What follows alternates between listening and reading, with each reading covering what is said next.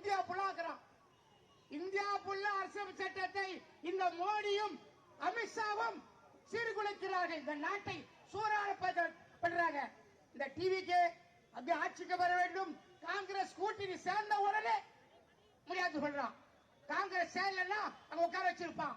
காங்கிரஸ் தான் அகில இந்திய அளவில் பிஜேபி ஒட்டுமொத்த எதிர்ப்பு கட்சி. காங்கிரஸ் ஒரு நாள் தான் இந்த அராஜக பிஜேபியை கண்டிக்க முடியும்.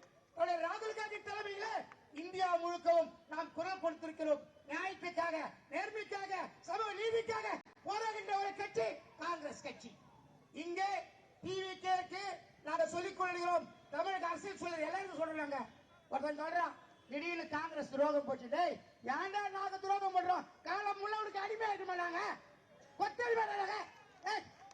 நல்லா கேட்கிறேன். காலம் முள்ள நாங்க சாஸ்திரம் எழுதி கொடுத்தோமா?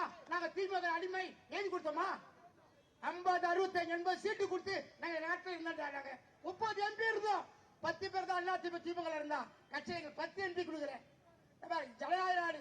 யாரோட எந்த கட்சி ஆரம்பிக்கலாம், யார் யாரும் கூட்டணி போலாம். அந்த திமுக எவ்வளவு கேட்க நியாயம். இனிதான் இந்த காங்கிரசுக்கு வளர்ச்சி. வட்டார கவுன்சில் நிக்கணும், ஊராட்சி நிக்கணும், எம்எல்ஏ நிக்கணும், 73 நிக்குது. காங்கிரஸ் வளர்க்கணும்னா அடிப்பட்ட மக்கள் எல்லாரும் வரணும் பதவிக்கு. வட்டம் மாவட்டம் வந்தா போராது. ஊராட்சியை ஜெயிக்கணும், கவுன்சிலர் ஜெயிக்கணும்னாக்கா நமக்கு அதிகமான தொகை பாதி கிடைக்கணும். டிவிகே கூட்டணி தான் வெற்றி பெறும். மாற்றம் கிடையாது. ஏன்னா அந்த கவர்னரை கேட்டுக்கொள்கிறேன். காங்கிரஸ் கமிட்டி சார்பாக கவர்னரை கேட்டுக்கொள்கிறேன். சட்டத்திற்கு அப்பாற்பட்டு பிஜேபி அடிமையாக செயல்பட்டு சட்டத்தை மீறி டிவிகே சட்டமாக ஆக்க மறுக்கிறார்.